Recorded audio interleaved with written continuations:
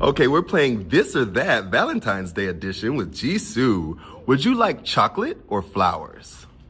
Chocolate. Hugs or kisses? Hugs.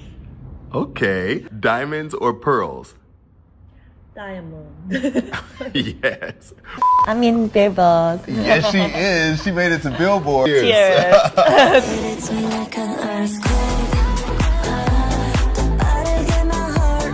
Ah bah voilà! Enfin une qui chante qu'en coréen parce qu'on avait marre des autres membres de Blackpink qui chantent en anglais. Vraiment, elle est coréenne donc elle doit chanter que en coréen. Voilà, c'est obligé. En fait, vous attendiez à ce que je dise ça? Eh ben non. Eh ben moi j'ai vu des commentaires comme ça et vraiment ça montre à quel point vous êtes des bandeurs de coréens, des bandeurs de K-pop, des bandeurs, en fait des coréens.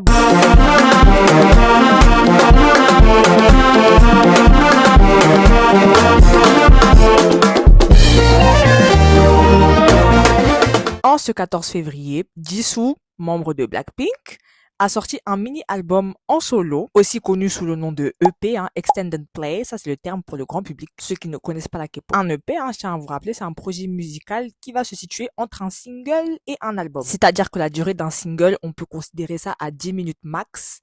Et à partir de 30 minutes ou plus de 30 minutes, on peut considérer un projet musical comme un album. Et donc, tout projet musical situé entre ces marqueurs de temps peut être considéré comme un EP. Donc, un EP, ça tourne généralement autour des 15 minutes et 25 minutes. Après, bien sûr, il peut y avoir des exceptions. Mais c'était pour vous rappeler la définition d'un EP. Et donc, son EP, il s'appelle Amortage. Dans cet EP, effectivement, on m'avait déjà prévenu. Mais là, je vous le redis, il y a 2 chansons en coréen et 2 chansons uniquement en anglais. Et la chanson qu'elle a décidé de promouvoir en premier avec un clip est Earthquake qui contient majoritairement des paroles coréennes, même s'il y a beaucoup de paroles en anglais, mais c'est considéré comme l'un de ses sons en coréen vu qu'il y a beaucoup de paroles en coréen. Vous voyez ce que je veux dire? Donc j'ai écouté l'EP, bien évidemment, parce que c'est Jisoo. Et l'EP, il se base plus sur des genres dance pop, électropop. C'est peut-être pour ça que ça vous fait penser aux années 2016, 2017, 2018, enfin le début de cette ère. Parce que ces années-là, c'était une ère où les chanteurs pop collaboraient énormément avec les DJ, les David Guetta, Martin Garrix, Z. Bref, des musiques qui ressemblent à la bande sonore de À tous les garçons que j'ai aimés. Ou les musiques dans Les Anges ou Les Marseillais pendant les transitions. Et comme Jisoo, elle a une voix atypique, je trouve qu'elle a bien réussi à incarner ce genre musical et à le faire ressentir dans l'intégralité de ses chansons. Dans ses musiques, vous allez énormément ressentir l'instru qu'elle est électro. Des fois, vous allez juste entendre des parties d'instru. Et elle a sa petite formule magique, là. Sa formule, elle chante. Et puis après, il y a la partie instru où elle danse. Et voilà, ça va traîner. Donc ça, c'est des musiques pop passe-partout, c'est des trends que les gens aiment bien revoir sur d'autres personnes. Donc du coup, ça peut plaire à beaucoup de personnes. Mais moi, ça m'intéresse pas. Mais je salue la production parce que c'est des productions complètes et ça, j'aime beaucoup. Maintenant, vous devez de savoir qu'à la sortie de son son qu'elle est en train de promouvoir, là, Earthquake, les gens ont beaucoup dit « Oh, c'est trop bien, il y a enfin des paroles en coréen et tout. » Mais qu'est-ce que ça veut dire? Qu'est-ce que ça veut dire? Parce que comme je vous le dis à chaque fois, en soi, la musique, c'est pas une question de paroles, c'est une question d'émotion. Et les émotions, ça se transmet à partir de ce que l'on ressent, de ce qu'on entend. Donc, ça peut être des paroles ou des sons. Maintenant, dans le cas où un chanteur chante une musique dans une langue qu'il parle couramment, ce sera plus facile pour lui de véhiculer des émotions dans le sens où il aura toutes les subtilités de cette langue. Il va comprendre ce qu'il va dire et ce sera plus facile pour lui de réinterpréter la chanson pour nous transmettre une certaine émotion. Mais aussi, tout est une question d'interprétation, comme j'ai dit plus tôt là. Interprétation. Et tu peux interpréter une chanson dans une langue que tu ne parles pas couramment si tu interprètes bien. Et là, je trouve Jisoo, elle a réussi en anglais vraiment. Elle a réussi. Comme j'ai dit dans ma précédente vidéo, je dis pas que Jisoo, elle sait pas parler anglais ou quoi, ou pas comprendre l'anglais. Tout est une question de transmission d'émotions, C'est comme quand les chanteurs, des fois, ils font des versions dans d'autres langues de leurs chansons. Vous allez pas avoir la même sensation que quand vous écoutez la version où ils chantent dans leur langue où ils parlent couramment.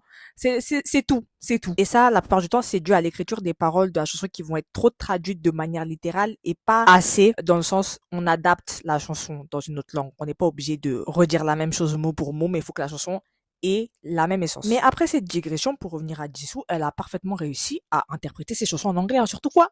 Your Love. Ça fait tellement musique électro, pop, dance pop. Je vous mets un extrait. Ah, je suis désolée, mais elle a dead, Elle a dead. Elle a vraiment dead son renté. Elle a bien réinterprété ses chansons en anglais, en coréen aussi. Vraiment, l'album, c'est un bop pour les personnes qui aiment l'électropop et la dance pop. Elle vous a servi ça sur un plateau d'argent. Comparé à Flower où sa voix, là, je pouvais pas l'écouter en audio. Uniquement la partie du pré-chorus parce que j'étais en mode, mais pourquoi ils lui font ça à sa voix. Genre, elle chante très bien, hein, quoi. Elle chante grave. Lors du pré-refrain de Flower, sa voix, elle monte dans les aigus. No wonder. Cette partie-là. La voix de Jisoo était fatiguée. Mais là, vraiment, sa voix, elle est bien contrôlée partout. Donc, je recommande pour ceux qui aiment l'électropop et la dance pop, par exemple, vous allez voir dans les téléréalités ou dans les programmes télé, ce sera le genre de chanson à passer dans le background. Vraiment, ces chansons, en tout cas, Your Love, hein, c'est des chansons graves commerciales. Je tiens à rappeler, hein, quand je dis commercial, je parle des lieux où elle pourrait être entendue. La chanson, les centres commerciaux, la radio, en France, je sais pas, mais la chanson Your Love, c'est grave une chanson aussi qu'elle pourrait promouvoir pour qu'on envoie ça à la radio, hein. Allez, s'il vous plaît, faites payo là. Surtout que la production de la chanson, elle fait très électropop, le Your Love, Your Love, Your Love. La production de toutes ces chansons, elles sont extrêmement bien faites. J'aime beaucoup, hein, des techniques qui sont utilisées dans la production, ce qui est rare de nos jours. Mais là, il y a tout eu. Résonance, ad-lib, superposition des voix, harmonie, écho et l'instru et travailler de sorte à ce que ça incarne le genre. Donc, j'ai beaucoup aimé. Et bah, comme vous savez, moi, j'aime bien parler de la musique et personne relève ça. Alors que moi, je trouve que, ouais, il y a eu un travail de ouf, hein, qui a été effectué. Après, Belek, j'espère pas. C'est juste des démos qu'on lui a données et ils auraient écrit dessus parce que ça fait très musique datée de cette période. Je comprends pas pourquoi ils veulent retourner à la pop de 2016-2017. Peut-être c'est pour marquer une nouvelle ère dans la pop, du coup, avec elle, vu que ce sont les chanteuses K-pop de base. Et là, pour se faire un nouveau nom, elles veulent chanter de la pop. Mais du coup, là, comme c'est les chanteuses K-pop qui chantent de la pop datée, et bah, ça fait frais.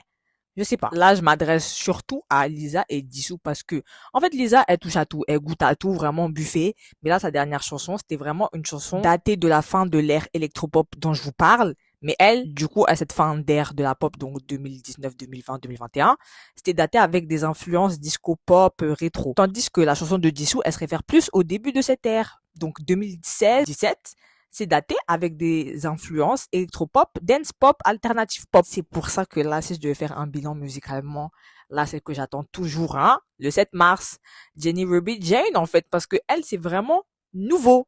Je trouve. C'est de la proposition qu'elle nous vend. C'est pour ça que ça a l'air d'être un vent d'air frais, mais en fait, elle nous dévoile juste son art musical. Tandis que tout ce qui est Jisoo, Lisa, vous avez l'impression que c'est du réchauffé, du réentendu. Après, Jisoo, je dis pas, hein, que c'est pas bien ce qu'elle a fait, hein, mais c'est pas des musiques que j'écouterais, dû au fait, justement, que la seule chose que je retiens dedans, la seule chose qu'elle m'a proposé, c'est son amélioration vocale dans l'audio. Et comme elle a une voix atypique, bien sûr qu'il y a des moments qui vont me rester dans la tête. Mais elle a bien réussi à interpréter les chansons. Maintenant, est-ce que c'est de la proposition? Je ne pense pas, parce que son genre, il est déjà associé à beaucoup trop d'artistes. En fait, le genre musical qu'elle a pris, il est associé à une ère entière d'artistes. Moi, quand j'ai entendu ces chansons, j'étais en mode, ok, genre pop, dance pop, électropop. Et l'interprétation qu'elle a faite, elle n'est pas assez forte pour réussir à l'isoler dans ce genre dance pop, électropop. Après, bien évidemment, pour tous ceux qui n'ont pas connu cette ère, ils vont associer ce genre de musique à Jisoo. J'imagine. Ça, c'est juste mon point de vue pour vous dire les raisons pour lesquelles, moi, les chansons, c'est pas des chansons que je vais écouter. C'est des chansons que je vais entendre, certes, bien évidemment, mais écouter, oh, ça, c'est pousser le bouchon. Parce que, bien évidemment, il n'y a pas 50 000 genres musicaux. Vous pouvez faire des genres musicaux bien connus, bien basiques et tout, mais ce qui va réussir à vous différencier des autres artistes, c'est la manière dont vous allez produire, qui va vous ressembler. Et peut-être Earthquake, c'est le seul son qui fait vraiment très Jisoo. Mais les autres musiques, ça fait vraiment très électropop, même dans la production, ça fait très régulier et pas assez singulier. C'est pas que les musiques, elles se ressemblent, c'est qu'elle est vraiment rentrée dans le genre sans proposition. C'est pour ça que pour moi, hein, c'est subjectif, hein, moi j'écouterai pas. Mais la production de la musique, elle est très bien. Et si vous êtes fan d'électropop et de dance pop, allez écouter. En fait, ça me fume parce que la conclusion, à chaque fois, c'est, moi, c'est des musiques électropop, donc j'écouterai pas. C'est faux! J'aime bien l'électropop. Mais là, j'ai tellement écouté de musique dans ma vie, des genres bien différents, que moi maintenant il me faut de la proposition à chaque fois. Sinon ça passe à la trappe. Peut-être si j'avais été jeune à ce moment-là, j'aurais kiffé vu que j'aurais pas connu toute cette ère électropop. C'est les mêmes jeunes, hein, la même génération qui a découvert la voix de Beyoncé lors de son Renaissance Tour. Sa voix parlait, hein. Ils savaient pas que Beyoncé elle avait une voix comme ça. En fait, je suis trop...